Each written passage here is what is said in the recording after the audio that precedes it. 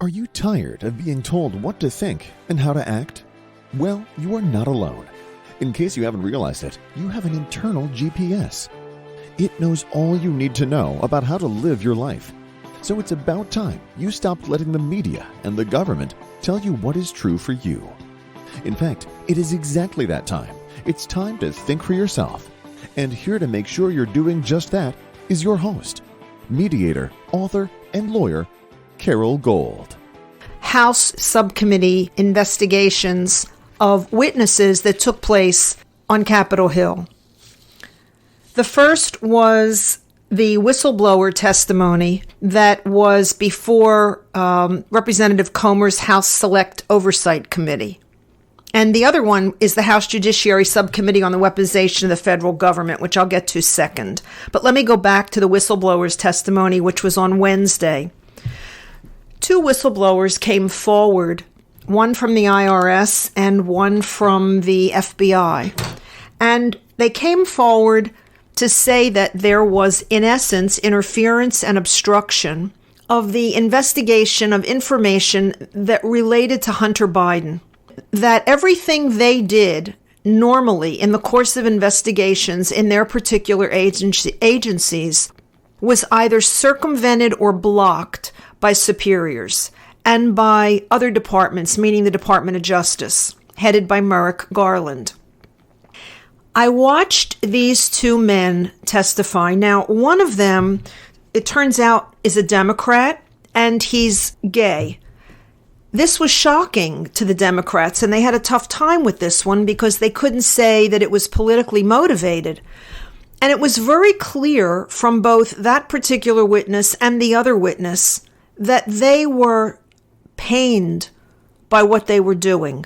Pained because they had to make decisions in their lives about whether they were going to be safe and keep quiet, or whether they were going to stand up for what they believed in, for what the oaths that they took represented for the agencies that they worked for, and for what they believe in terms of principles and values in their own lives, independent of the oaths that they took. When you watch people, you get a different impression than you do when you read a cold transcript of what they said.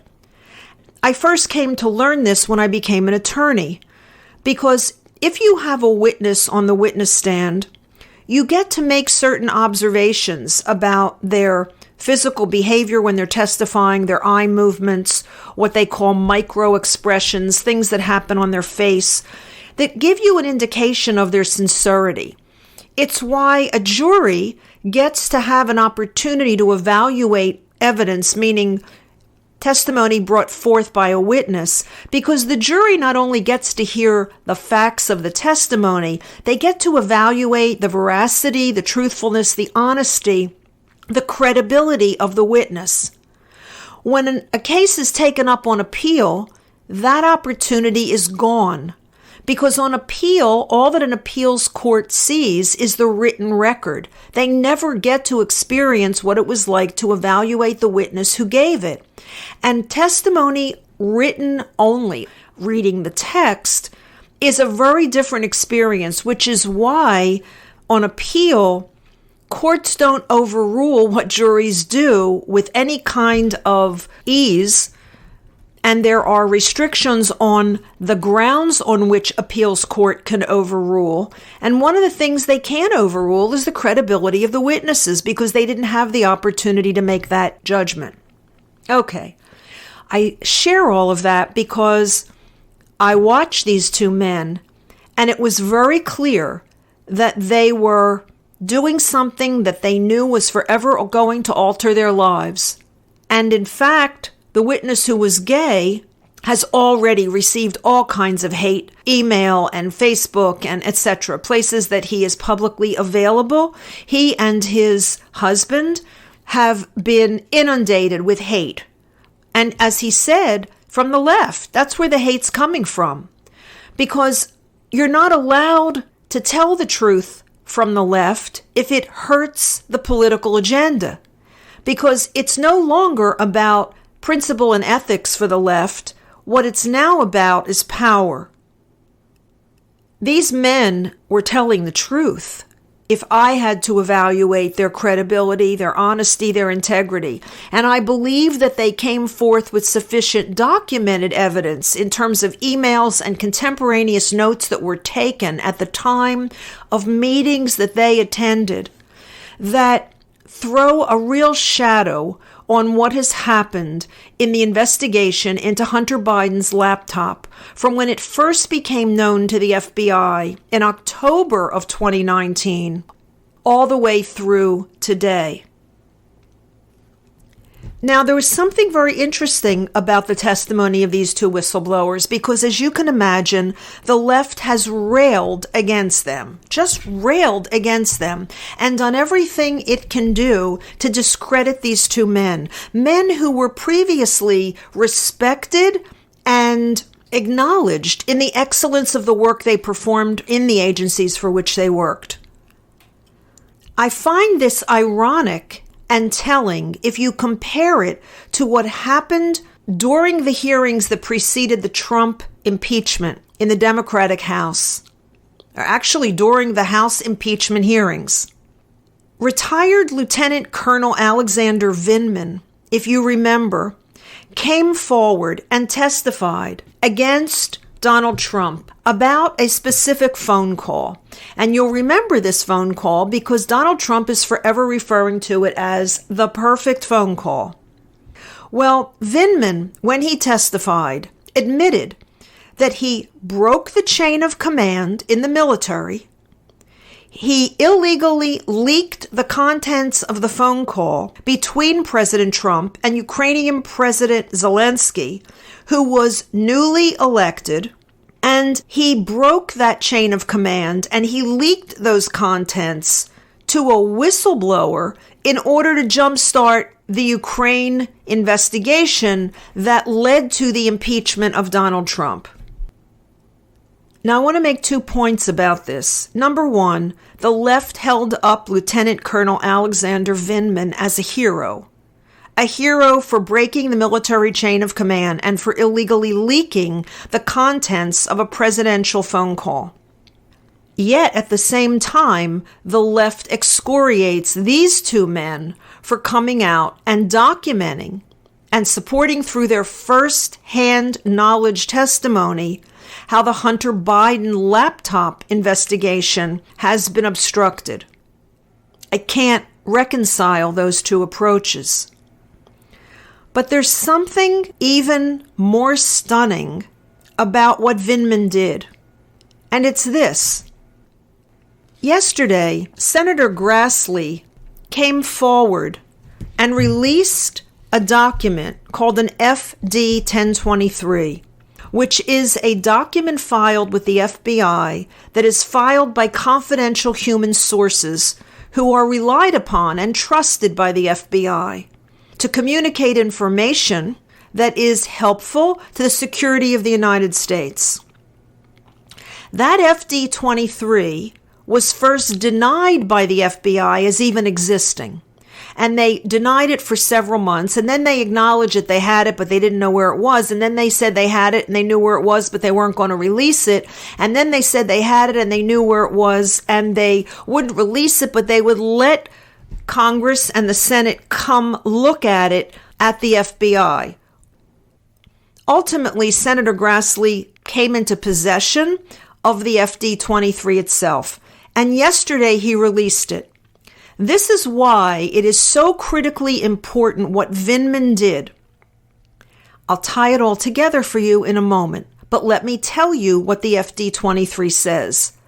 The confidential human source, who was trusted by the FBI, known by the FBI, used by the FBI in the past, indicated that he was in Ukraine and that he was in the presence of executives from Burisma and also government officials from the Ukrainian government back in 2019, and that the FD 23 makes the allegation that Joe Biden and Hunter Biden each got paid $5 million when Joe Biden was vice president. The FD 23 specifically mentions Hunter Biden and Joe Biden and says that they were paid so that Burisma and its corrupt activities could enter into a mutual gas and oil lease agreement with a U.S. company. They were payoff payments to buy off the vice president, now president of the United States. Here's what is so incredibly disturbing about all of this. And I left out something else. The confidential human source says that the individual, the government official, and I don't have the name in front of me, but it exists. You can find the article. It's everywhere. At least it's everywhere. If not on mainstream media, it's everywhere else on the internet. That the Ukrainian official who spoke to the confidential human source, in whose presence all of this was said, claims to have, I think, 7 or 10 tape recordings that directly implicate Hunter Biden and Joe Biden. Tape recordings. Now, until those tapes are released, or until there is corroborating evidence to what the FD 1023 says, it still remains an allegation. I believe we will eventually get one or both of those.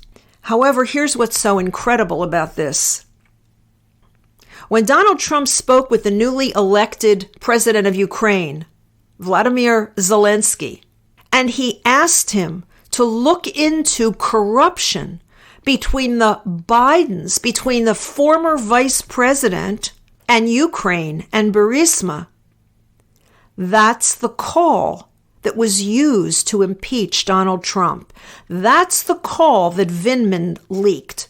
That's the call that Vindman went over the chain of command, violated the military chain of command to get a U.S. president impeached. And that, in fact, is the call upon which the House of Representatives, Democratic majority, impeached Donald Trump. If it turns out that, in fact, that call was rightfully done because Trump had reason to believe what the 1023 alleges, then not only is the President of the United States guilty of corruption, guilty of money laundering, guilty of tax evasion, but he's also guilty of treason. I don't say that easily. That is a horrific outcome, but it certainly looks like it's the direction we're going in. And if all of that is true, then Donald Trump was wrongfully impeached, and that impeachment should be voided. His presidency was taken down through a combination of events, an interesting combination of events. And his impeachment was effected through a series of events and players who now look like bad actors. And I don't mean that in the sense of Hollywood. I mean it in the sense of their intention and their actions. We're in the middle of something potentially very dark. It's in your interest and it's in my interest to find out the truth of all of this. Our country is at stake. The other hearing that I watched was the House Judiciary Subcommittee on the weaponization of the federal government. Again, I watched all of the Democratic members of the House on the panel not ask questions about the content and the substance of the testimony of the witnesses being Robert F. Kennedy Jr., the female journalist who broke the laptop from hell story for the New York Post, or who broke it for actually Breitbart News, and the New York Post broke the story, and the attorney who is representing the plaintiff in the case in which the court just ruled that the United States government clearly interfered with free speech, and which the appellate court has temporarily lifted a stay that would have prevented the federal government from continuing to communicate with social media companies to censor speech until the full case is heard. The Democratic members of the House, again, asked no questions about the content of the witness's testimony. They spent all of their time character assassinating the individuals. It was disgusting. It was embarrassing. It was a disgrace for Congress. The Democrats don't care. And I don't like talking about Democrats versus Republicans because you and I both know there are corrupt people in both parties, and maybe both parties are irretrievably corrupt. I don't know. Because certainly there are enough Republicans who are staying silent through some of these hearings, and particularly from the Senate, Mitch McConnell, and those who have been in the leading edges of the Republican Party, both in the House and the Senate, have been noticeably silent where they should be out front and center, leading this charge to get to the bottom of the truth of these issues. I don't know what will happen, and as I said, I don't like talking about Democrats versus Republicans for the reasons that I said. But in this particular instance, I can't talk about it any other way. It was disgraceful what they did, this character assassination of these witnesses, because they're not interested. They weren't interested in getting at the truth. They were only interested in getting rid of the witnesses. Nothing could be more telling of that. To get rid of the witnesses, to keep the American public from hearing their testimony about deplatforming and canceling and harassing people who are trying to do what is right for the country, than what was done by Debbie Wasserman Schultz, Democratic Congresswoman from Florida, I believe it is. She raised a motion before the hearing even started that it should be moved to executive session. Now, what would that mean? Executive session would mean that it would only be heard by the subcommittee itself. The public would not know of the testimony. There would be no cameras. There would be no microphones. If you honestly believe that Robert F. Kennedy Jr. was as reprehensible, was as anti-Semitic, was as despicable, was as lying an individual as Debbie Wasserman Schultz later made clear she thinks he is, why would you want to move his testimony to executive session? Why wouldn't you want the American people to see what a despicable human being he is? What an anti-Semite he is. And I say this as a Jew. I mean, yes, he said things recently that are potentially not particularly appealing, but he's not a despicable human being. And he had an opportunity and should be given an opportunity to clarify the statement that he made.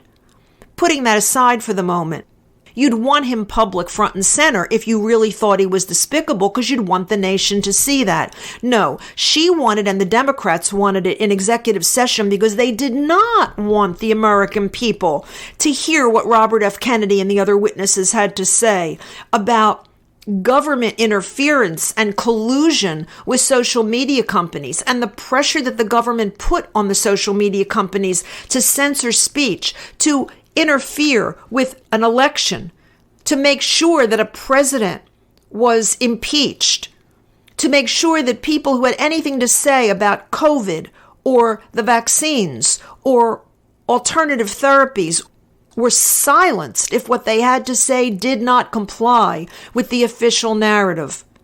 That's why she wanted it. That's why the Democrats wanted it in executive session. One other congresswoman, her name is Plackett. Now, she's from the Virgin Islands, and I believe she's a non-voting member of the House. She, too, wanted it in executive session. And she claimed that that would still give him an opportunity to testify, but it wouldn't give him a megaphone, end quote.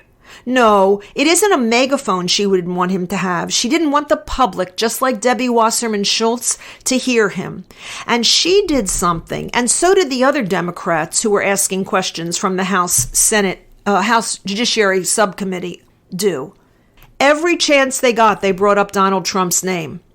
Why was Donald Trump in the middle of a current House Judiciary Subcommittee investigation into the weaponization of the federal government? They do it because they know that as long as they can give the mainstream media some soundbite that has to do with Donald Trump, they'll run with it. And they won't run with the substance of what they ought to be running with. It is absolutely shameful. Congresswoman Sanchez went on to say that Robert F. Kennedy Jr. is not scientifically educated or experienced enough to discuss vaccines.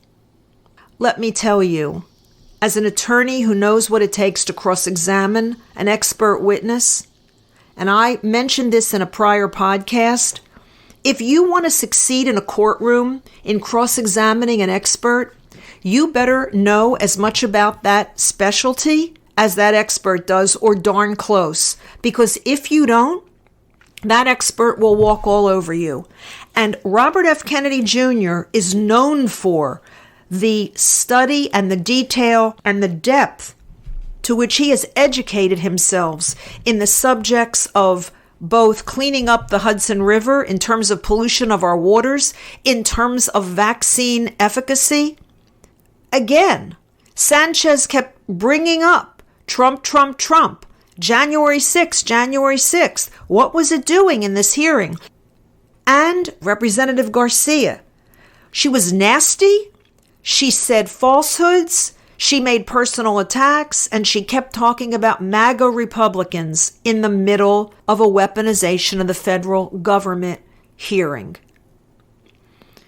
If you watch these two hearings as I did, you can't walk away with any conclusion other than, if you're coming at it honestly, that the Democrats truly, those in the House and the Senate, do not care about the truth. They do not care about the facts. They don't want to get to the bottom of issues.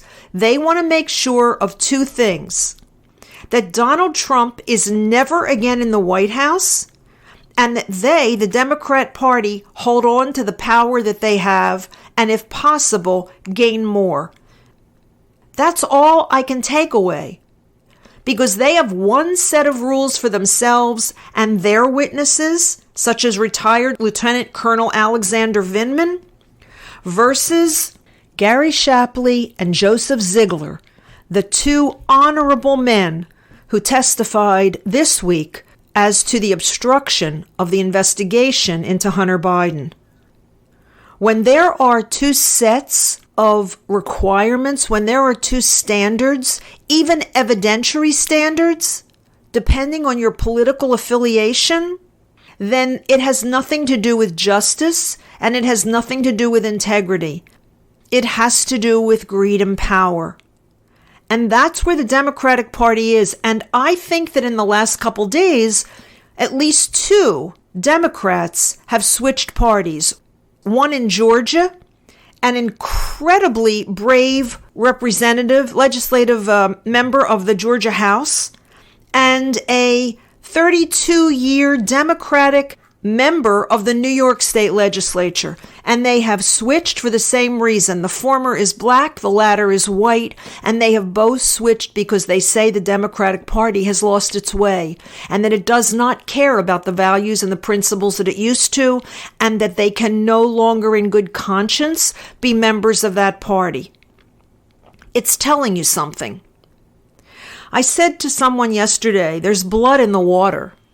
And what I mean by that is, with Hunter Biden and Joe Biden and what's happening with the testimony that has been before both Comer and Jim Jordan's committees in the Republican House, we are beginning to see the crumbling of the perverse and maniacal power base that has been the Democratic governing body going back to 2008 when Barack Obama first took office.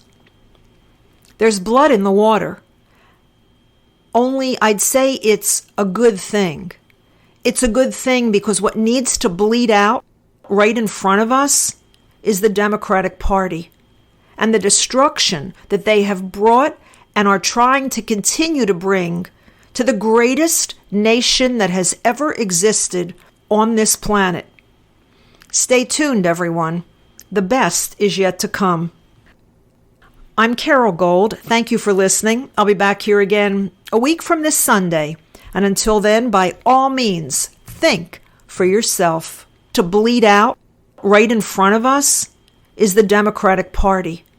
and the destruction that they have brought and are trying to continue to bring to the greatest nation that has ever existed on this planet.